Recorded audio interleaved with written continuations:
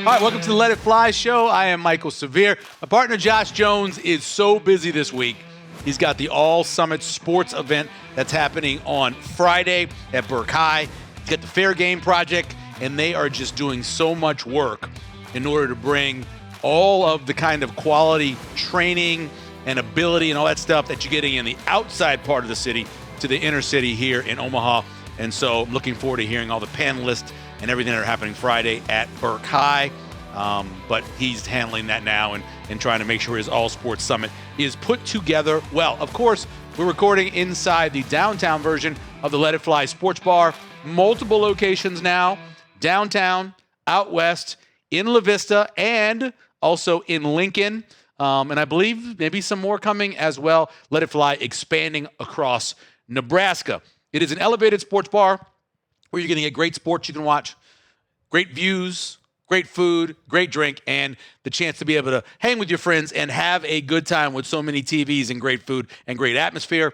Our sponsor, Bud Light. We appreciate Bud Light for being the sponsor of the show. As always, they make things easy to drink, easy to enjoy, no matter what you're doing in and around Nebraska. Happy hour. Don't forget about happy hour, 3 to 6 every day, happy hour. You come here, great specials on food, great specials on drinks, and then you have the reverse happy hour, which is 10 to 1 a.m., that is, and taking care of you as well when it comes to all of that and all the specials, Pizza Monday, Taco Tuesday, Dollar Wing Wednesday, steak and frites or fries on Thursday, and then one of my favorite things they have here is the French dip. Great bread. The au jus, the dipping in is great. French dip Fridays as well here at the sports bar. Our guest this week, very excited about this because he is going to be the new principal actually at Omaha Central, former high school basketball coach, multiple-time state champion at Omaha Central, just coming off being the principal at Mars Middle School. Eric Behrens will join us, and we'll talk about a lot of things, including some NIL. We'll get into what he thinks about the transfers and the way it works here in Omaha and across the state. And so we'll chat with the new principal at Omaha Central and, of course, longtime basketball coach at Omaha Central as well. But let's hit the headlines. Of course, the first headline, Nebraska clinches its yearly series, its 3-game series with Creighton for the first time since 2017. That's right, on Tuesday night when Nebraska won 5-4, which it's 5-4 in the third inning. It's 4-0, then it's 5-4 Nebraska in the third inning. You think, oh, this game's going to go over, right? The total was 14.5. Man, they're going to score. No one scored the rest of the game. A combination of good bullpen, a combination of some nice defensive plays being made in the field. But in the end, Drew Grego has the 2-run home run, timely hitting. Nebraska gets that 5-4 lead and holds on to win it. The last time Nebraska swept Creighton in the season series was way back in 2015. So Nebraska will have a chance to do that May 12th at Charles Schwab Field. Try to be the first time since 2015 that Nebraska sweeps that 3-game series. Things are coming down in headline 2 for recruiting, both basketball and football. I know you've heard by now Ahmad Hudson, the 5-star wide receiver and also a basketball player. He announced that it's come down to Nebraska and LSU as his final 2. Now, he's from Ruston, Louisiana, so you're not surprised that LSU is in the mix. But all the work that Nebraska's done, all the work that Nebraska's recruiters have done, there's still a chance of getting a guy who is incredibly talented. I called him a wide receiver. He's a big wide receiver, more like a tight end. He's a number 1 ranked tight end, number 14th ranked player in the country in his class. But it comes down to convincing him, because he wants to be a two-sport athlete.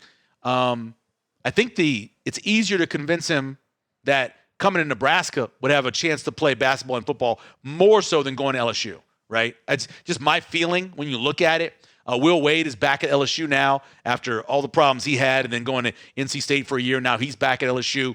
But I think he has a better chance to come here and play basketball. Now, the football part of it, LSU has manufactured tight ends that have come in at all different kinds of level, 2-star to 5-star tight ends. and had some success with them. And so Nebraska, on the other hand, has had some struggles. Thomas Fedoni obviously made it to the league. He's got some injuries. But for the most part, Austin Allen also made it to the league. But for the most part, the tight ends that have come in here haven't necessarily grown to where you'd hope they'd be. So that's something you got to convince him. But, of course, I know he wants to play with his buddy as well, playing quarterback. So I look at it and say, if they get him, it'll be awesome. The fact that they're the finalists and they're in that group and people are talking about whether or not Nebraska could win over a guy like Ahmad Hudson is big as well. He is scheduled to visit Nebraska June 12th through the 14th and then LSU June 19th through the 21st.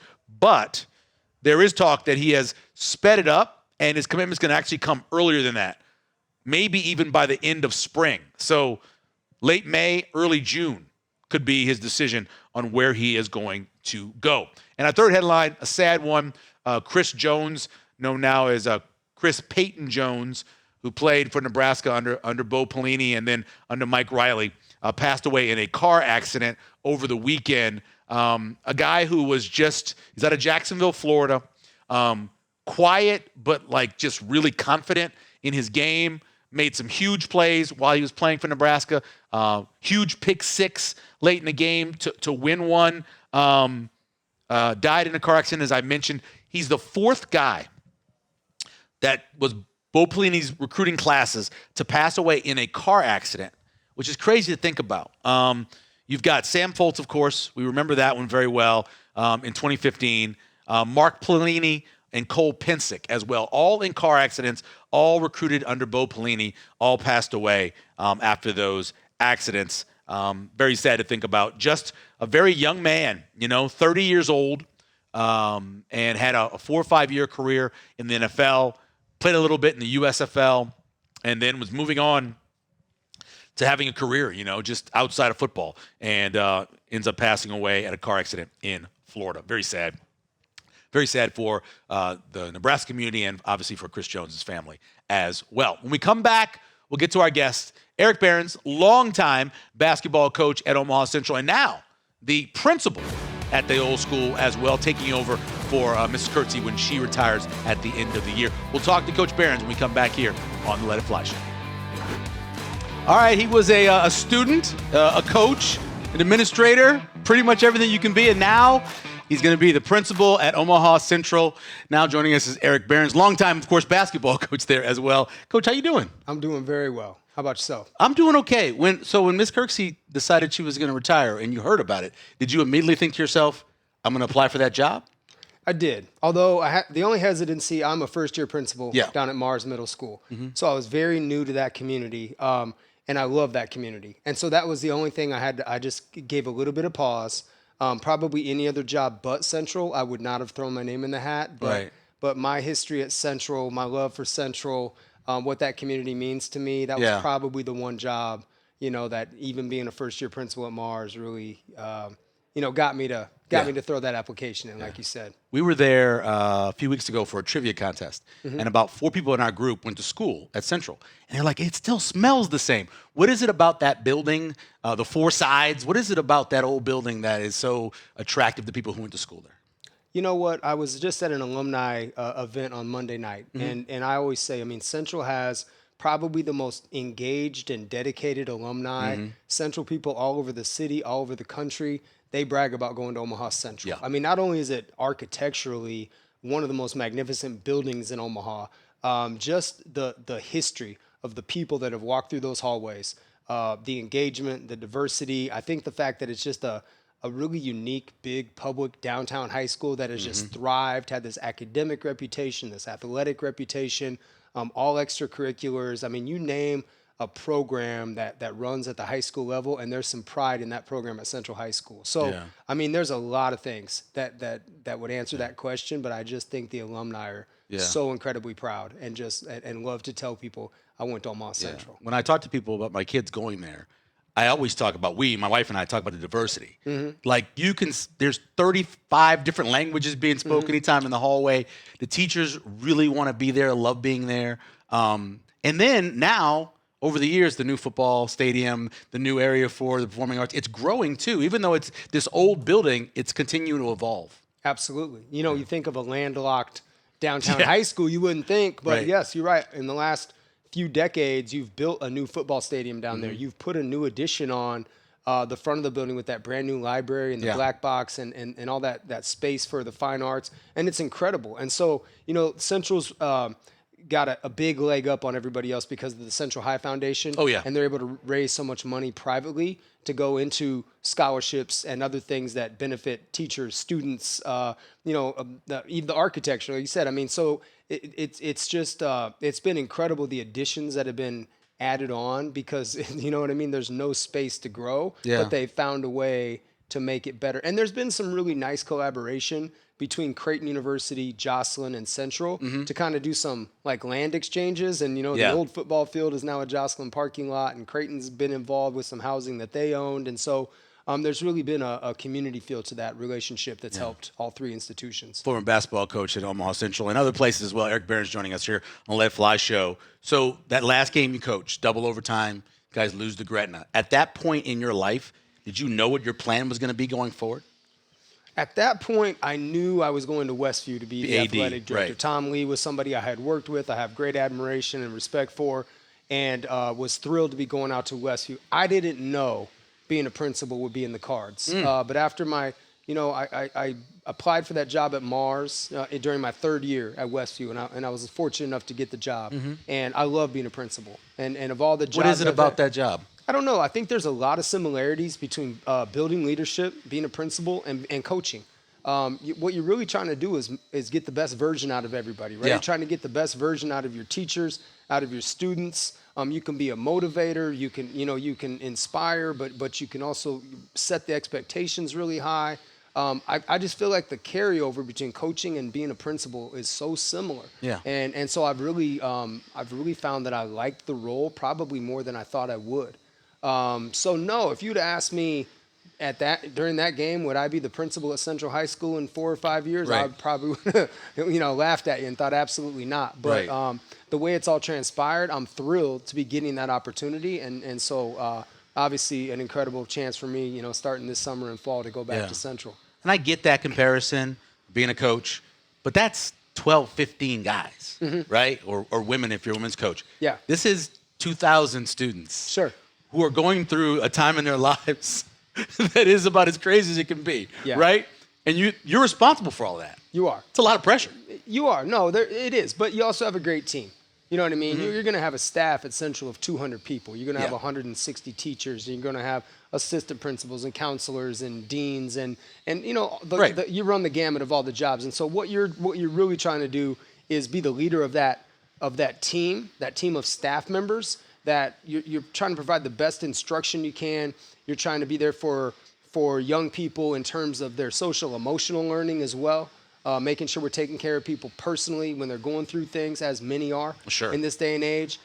But then you're also trying to push them in terms of like classroom instruction and how far can we push you and get you to learn and engage and really see the world through a different lens as an 18-year-old senior maybe than you saw it when you walked through these doors as a 14-year-old freshman. Right. So we really want to see students grow. But you're right, it's a big responsibility, but you also have a very strong and large team in place to help you with that. Yeah. Since 2001, obviously 25 years in this country, a lot of things have changed, especially when it comes to sports. When you look back to that year kind of taking over at Central, what do you remember about what you thought everything was going to be like compared to what it actually ended up being like for you?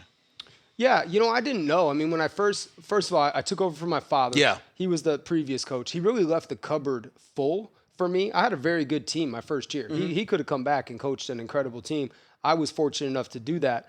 When I first started, I just, Central hadn't won a state championship since the back-to-backs in the mid-70s, 74, 75.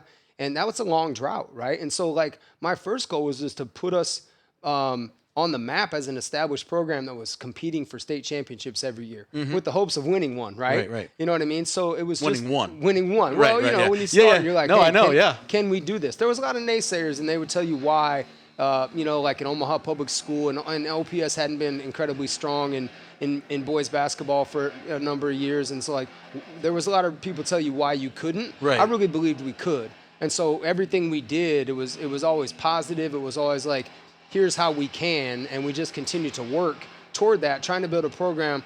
It's kind of like, I used to play a little bit of poker back in the day, and like all you're really trying to do is put yourself in a position to win. Yeah. Sometimes you go down there and you catch a bad break, you miss a shot, you miss a free throw, or they make a shot, and you lose a really close game. And maybe you thought, man, this team could have won. Yeah. You don't always, but you want to just continue to get there and give your guys that chance and prepare as well as you can in terms of scouting, in terms of your own team's preparation, and just build a type of program that's in that mix every year. Yeah. And then once we won and our guys and our program believed that they could, then it kind of snowballed. Yeah. You know what I mean? And then it was like, oh, no, we have the confidence. Like, we're going to find a way. Once we get down there, we're going to find a way to win.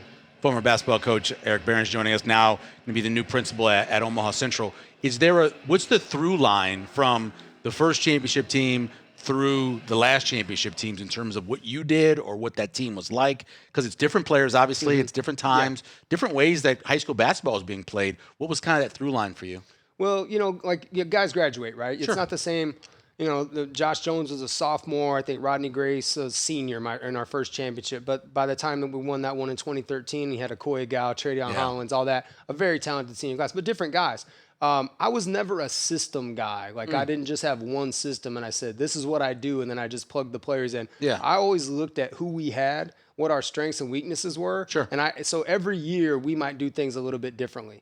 We used to run an offense called dribble drive where when we didn't have a real post player, the post would kind of always be on the weak side. Well, once we had Okoye Gal in the mix, it didn't make a lot of sense to throw a 6'9", 250-pound guy over on the weak side block all the time. We needed to throw the ball into him and make people guard him in the block. So we would always, some years we had more depth, some years we pressed more. Some years we just got back and played half-court man-to-man because I didn't want to get in foul trouble or we weren't as strong in the press. Right. It just depended on what our personnel was. So I think the through line was just instilling confidence, trying to maximize practice time, trying to be very organized, being really diligent and intentional in our scouting reports, and trying to be that leader that got guys to believe that we could win, instilling confidence. Yeah, that seems to be because you are – there are different kind of coaches, right? Obviously, the Bo Pelini types where he's yelling. And then you have other ones that are kind of just that calm level to where when you're not necessarily doing well and you give them a look – that can change a little bit. Maybe my coach is disappointed in me, and that's enough. Do you feel that the way you led helped lead to that? You know what I mean? Your leadership style helped maintain that kind of consistency over the course of 8 years? Well, I certainly hope so. I think I always tried to have a really strong staff. Like I was talking about Central High School. You got other people involved. So I always had great assistant coaches who I trusted. I trusted a coach to take the post guys or another coach to do the guard skill work or to look at scouting report stuff. But it was a team effort. But I always think that, I wasn't a Bo Pelini, Bobby Knight. Right. It wasn't my style. I tried to show my guys a lot of love when I needed to, because if I did that and I felt like they knew that I really cared about them, then when I had to turn on that, get on them in a huddle, or it's quick timeout, but it's not really an X's and O's timeout. It's kind of a scream in your face timeout. Then they would respond because that wasn't really my personality. So I kind of saved that for the moments that I felt like it would have an impact and be effective. Yeah. But I was more of a positive guy. I was more of a relationship builder and trying to get guys to really maximize and see that. I think one of the important things was, and we always used to say the saying, as the tide rises, all the boats rise. Sure. We would have teams where nobody averaged more than 12 points a game because we had great balance. But we were on the front page of the World Herald every day. Back before social media, it was more like being in the paper. Well, we were always in the paper because we were winning all the games. All our guys were getting more attention than somebody that was on a team that was sub 500, but they were averaging 22 points a game. We would go beat them by 30, 35 points. Our guys are like, no, this is better. You know what I mean? We'll buy into the balance. And then they also saw that some guys don't understand how college recruiting works. So, like, when Okoye Gal was getting recruited by Louisville, coming off their national championship year, we're sitting there with Rick Pitino talking about, Okoye's scholarship. Okoye averaged 11 points, 11.8, I think it was his senior year. Right. You know what I mean? So guys saw, that's not how recruiting works. Recruiters come in, college coaches come in, they evaluate based on your talent, your skill, and your upside. Sure. They don't just look at the box scores and be like, oh, this guy had 20, we're going to offer him a scholarship. So our guys got that. And so we had, that 2013 team, we had 5 Division I players on that team. Nobody averaged more than 12. Yeah. You know what I mean? Just balance. That was a huge weapon of ours. One of the things that Josh Jones talks about is basically when they were in 4th and 5th grade, all those guys were together. And you're coming off middle school, junior high now. Is that possible anymore, do you think? To be able to get those guys and then follow and go all the way through high school together with the way transfers are and stuff is now? It would be harder today, definitely. Because I knew Josh, Ronell, Chris Griffin when they were playing for the Rebels. Yeah, like as fifth graders. Yeah. You know, I knew those guys. And then they did all go to high school, and none of them transferred, right? They went to one high school and they stayed at one high school. Yeah.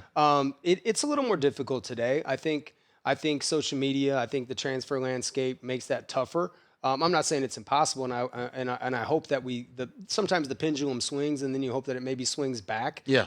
Because I think guys miss out when they transfer every year, or they're always jumping ship. The grass is always greener, and then you get there and you realize it's not. Yeah. Those guys really stuck with it. They decided they wanted to stay together. Yeah. And look at how the dividends paid off for them. You know, when they won 3 state championships, they had an incredible experience. Right. They'll look back on that for the rest of their lives as an incredible time and incredible journey.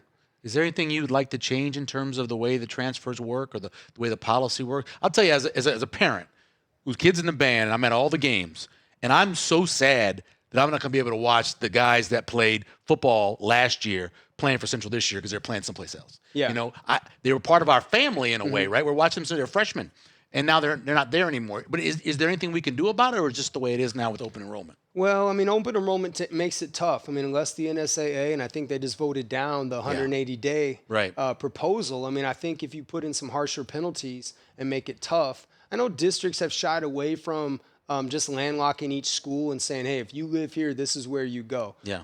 And so we obviously in the metro area, we have kind of an open community, and a guy, let's face it, no matter where you are in the city, West Side's pretty close, and Millard North's not too far, and Bellevue West. Omaha's still a 20-minute city for the most part. So you can get your kid to any school you want. But I don't know. I think guys miss out on that sense of loyalty and community and that fan base. And so I don't think the experience is the same when you're always just packing up and jumping to the next place. Yeah. I think you do miss out on something. I think guys, they might not realize it yet, and their parents might not realize it yet, but I think someday they'll look back on that and say, there's a little bit of regret. There's something about being at a place for 4 years and competing with the same guys that I think we lose out on. And I kind of envy like a Kearney High or a school where maybe you just have to do that because that's where you live. And it's like, you know what I mean? Or I think that they get that, and that their kiddos get a better experience sometimes because of that. And here we lose out when that's always so prevalent. And I know exactly what you mean, because I know we just lost some good ones from our Central football and basketball team from last year. When you look at NIL and the way that's developing, it's in different parts of the country, it's being handled different ways. What's your opinion on here, and what do you think you're going to see in terms of going forward in terms of NIL at high school level? I mean, that's a great question. You know, I mean, I think you might see student athletes or their parents ask for it. I don't know that schools are gonna want to do that. I mean, some schools are going to have, probably what you're going to see is they're going to have some private donor that says, hey, I'll kick in this amount of money if we can get this student to come here and play football. I think that's very possible. I think you're going to have, that's where your NSAA, your state association is going to have to probably decide if they want to police that and how they want to police that and what they're going to do about it if that happens. The thing you lose, though, I mean, it's not that fun. I mean, I experienced this 1 or 2 years, and I think like Millard South football experienced it. It's not that fun to go through an entire year and not have any competition. How fun is it? I mean, you know what I mean? One of the things when I left Central and went to Peru State, probably my last year at Central or my last few years at Central, if we played 30 games in a year, maybe 5 or 6 of them came down to like a possession with under 2 minutes left. That was, you know what I mean? Like we'd have 25 games that was like, it's over at halftime, like Millard South football did. You know what I mean? It's 70-0 every night. Well, when I went to Peru State and we played 30 games, like 28 of them like were decided under 2 minutes. Somebody had the ball, and if you made a shot or you got to stop, you could still win. That was such a much more fun experience as a coach. The tactical side, the X's and O's. And I do think when everybody, if all the good football players just go to the same school, you can go win. But I don't know that you really get that fun experience that you might get from playing a season where there's just a lot of close games and a lot of those down to the wire situations. We got to drive the ball 80 yards and score to win a game. Well, just the feeling in the stadium or the arena, right? I mean, when William Mills Scouts game, yeah, you're getting excited about touchdowns in the fourth quarter, but it's not the same. It's not the same. No. No. Yeah. So I mean, and I experienced that. So that's not a criticism of Mills Scouts, because I had some teams very much like that. I'm just saying, for me, you looked back at the season, you're like, yeah, we had like 5 games that were like kind of where I had to make some coaching decisions down the stretch that really mattered. The other 25 games, our starters are sitting here next to me because we're up by 25, 30 points with, in the whole fourth quarter. Yeah. So Eric Behrens joining us here on the Let It Fly show. Taking over for your dad, what was the pressure like for that? How old were you, first of all? I was 27 at the time. Wow, okay. Yeah, I was so 27. You had coached on his staff? I was on his staff, yep. He decided and obviously to step you played away. for him at Central? I did, yep. Okay. I played for Jim Martin. Okay. Jim Martin when I was a sophomore. He stepped down. My dad was my head coach my junior and senior year. So he had coached me my final 2 years, 91, 92 at Central High, and then he coached all the way up till the end of that 2001 year, and then I took over from there. I didn't feel necessarily any particular pressure because I took over from my dad. I just, he left me some good players. I had been in the program. The guys knew me.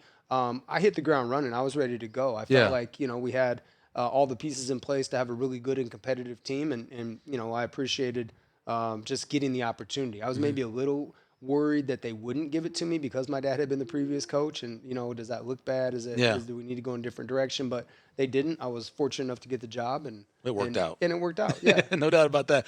So, what was the pressure like you're feeling when Roman was playing? Because I love watching. What was it? Who was it? I was watching a dad that had his daughter was playing in one game and his son was playing the other game, and the daughter's much better than the son is. And I was watching Markowski's. Okay. And I was watching, and the stress as he's sitting in the stands when his kid misses a free throw or whatever else. What was that like with Roman and watching him? Yeah, and some of Roman's career was when I was at Peru State. And it was harder when I was sitting in the stands watching the games. When you're coaching, I think you're so caught up in that you're a part of it. You're making decisions. So the whole time the game's going on, you're not necessarily thinking about that's my son out there. You're like, he's just a part of it. You know what I mean? Sure. I mean, it's your son, but that's not your focal point. But the years when I was watching him when he was playing, that was harder. Yeah, it's harder when you don't have any involvement and you're sitting there because it's more nerve-wracking. You know what I mean? I would go to the state tournament games. That was more nerve-wracking. When you have some control because you're coaching, you're so caught up in the moment, you don't really think about it. But that was I really enjoyed Roman's senior year. We had a wonderful team, and we really had lost. They had lost a lot of guys from the year before, so I don't know that the expectations were that high. But we just had a tremendous group that made a great run and really made it an enjoyable experience. He finished as the assist leader in Creighton in Central history. Yeah, just think of that's amazing. The history of that program with all those great players. That's got to make you incredibly proud. Oh, it does. Yeah, he was a tremendous point guard. You know what I mean? Tremendous player, really, and one of the best point guards. Vision. Just made guys better. You know what I mean? You always could find a guy that had the hot hand, always get guys open shots. Right. Feel like everybody's shooting percentage was always 8 to 10 points higher if he was on the floor because he just had good timing, knew when to get them the ball, knew how to get them the ball, and was a very good distributor. And now he's following your footsteps as a coach. He's coaching down in Gainesville, Florida at a junior college called Santa Fe. Followed head coach, a Nebraska guy, John Ritzdorf, who was Roman's coach up at Central Community College in Columbus when he played. And Ritzdorf's the head coach down there. Roman's the assistant, and loved it this year. Yeah. Besides the fact that his hair is really long, other than that, how similar are you guys? He has a great mind for the game. He would call me. I would watch all their games. We would talk afterwards.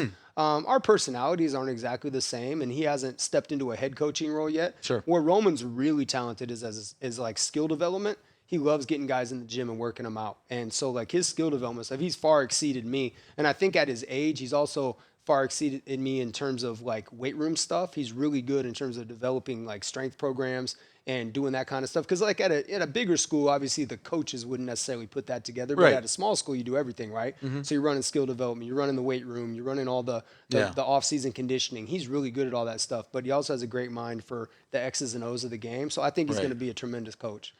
Could you see him at one point being the head coach of Central?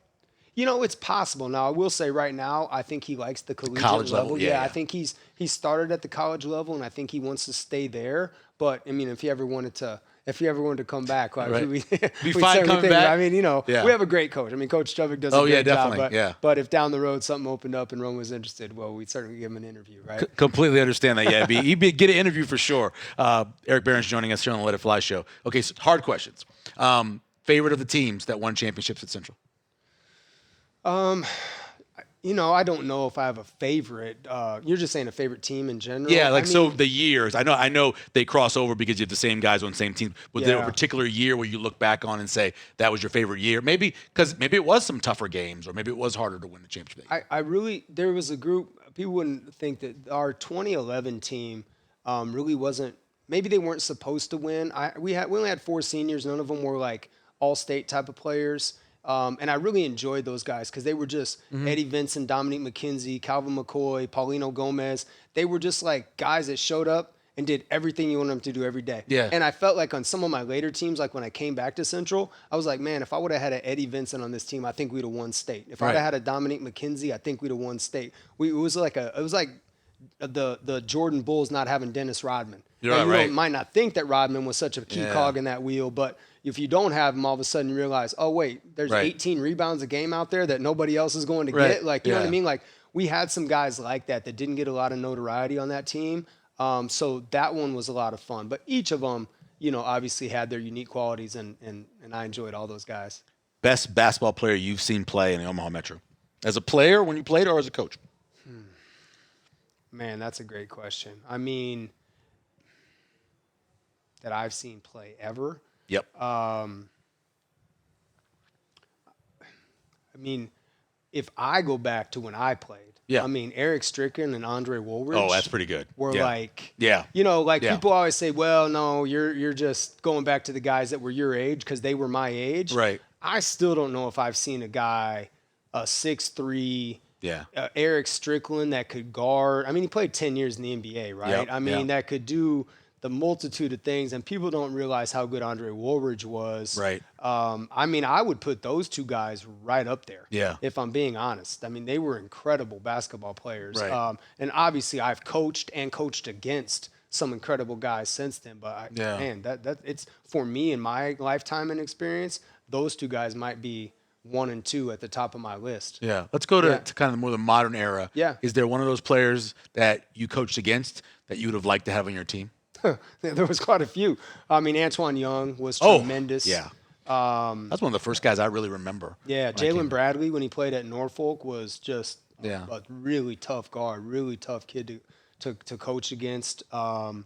I mean, Josh Dotzler obviously was just so solid. Tough, solid. Yeah. You know what I mean?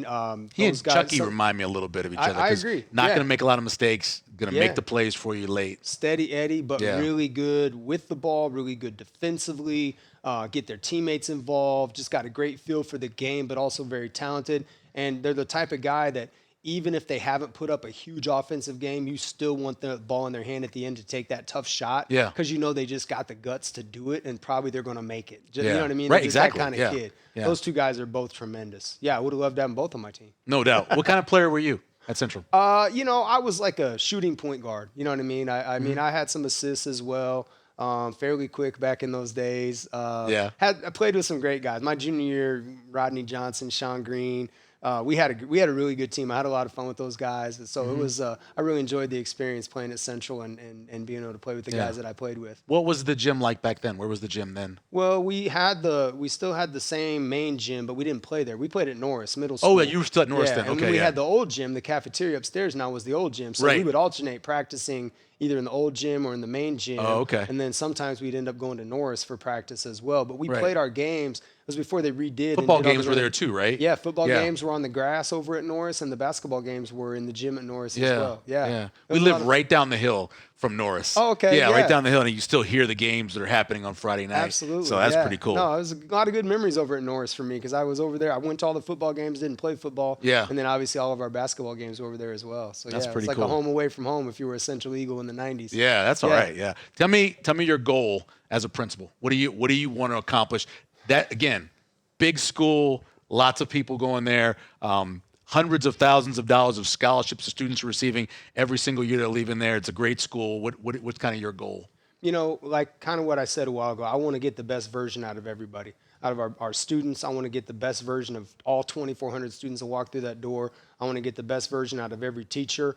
It's really important to me when I talk about how important Central High School was to the alumni. I want the young people that go to school there today to feel that same love, to feel that same, like, this place is special. it's okay to say we're different than everybody else. We don't need to be the same. We can be unique, and we can embrace that and lean into that, and but also set the bar really high in terms of expectations, and say we're going to do things that nobody else does because we believe we can do it. Right. You know, that's where my charge is at, and that's what I'd like to accomplish. Is just bringing out that best version of every single person that walks through those halls, and make these young people that are there now, but those young people that are there to come, make them feel like Central High is the high school to be at. Yeah, and Absolutely. And it already is. It already is. But even more so. Last thing. So you look back. You had a guy like Devaney move to AD, and you've got a head coach in there, and of course Devaney would occasionally stick his head in practice, see what's going on. Do you feel yourself swinging about practice a little bit to catch up with Coach Chubbuck is doing? Just to watch. I mean, Coach Chubbuck's a great basketball coach, and his dad was a great basketball coach, and they know what they're doing. I will pop in just to see what's going on, just because I like to do that, not to give them advice. Of course, my door is always open. If he wants to have a thought partner and bounce ideas back and forth, I'm always happy to do that. But no, I have full faith and trust. We have some tremendous head coaches at Central, Coach Chubbuck being one of them. And so I'll just pop in and be the biggest fan that we have for that boys basketball, girls basketball program, plus all our other athletic programs. Yeah, we just want to see him win. That's all. Just see him compete and win. That's our goal. Couldn't agree more. Yeah. Coach, I appreciate it. Absolutely. Thanks for taking the time. I'm glad we could get Thanks this for having done. me on. And congratulations, being principal at Central. My kid will have 1 year under you, and so I'm very excited about that. And congratulations again. Well, thank you so much. I'm very excited about the opportunity. It'll be awesome. All right, special thanks to Eric Behrens coming on with us, looking back at some of those great Central teams, and what a great era of basketball. That when I moved here in 2002, at that time, the high school football scene wasn't great. Was going to some games. It wasn't great. It was more in Lincoln, actually. When I moved here, the strength for football and high school football was in Lincoln. But here, every time you went to a game, you saw a guy who may be going to Creighton or going to Nebraska or going on to play someplace else. And then, of course, all of a sudden, at 2005, those Central teams just started really getting good and started dominating. And so it was a really great era for high school basketball in the state. Thanks to Coach Behrens for coming on with us. Also, thanks to Caleb, who is producing the show and pushing all the buttons and putting this whole thing together. Mike Allen, who is executive producer of the show based here in the Let It Fly Sports Bar. Also, Stable Gray for putting together the video as well. Special thanks to our presenting sponsor, Bud Light. They make it easy no matter what sport you're watching, no matter where you're watching the sports, easy to drink and easy to enjoy. And remember, if you're following us on YouTube, give us a subscribe or a like. We appreciate that. If you're on Spotify or if you're on Apple, or wherever you're listening to the show, give us a like as well. Helps us out a whole bunch. Next week on the show, we're going to do our special NFL draft preview. Tim Bergese is going to come on with me, and we're going to go over that first round, talk some trades, talk what the Chiefs are going to do, what the Broncos are going to do, those kinds of teams as well. And then, of course, Nebraska players will be hopefully taken in the draft as well. We'll chat about all of them coming up next week on the Let It Fly Show.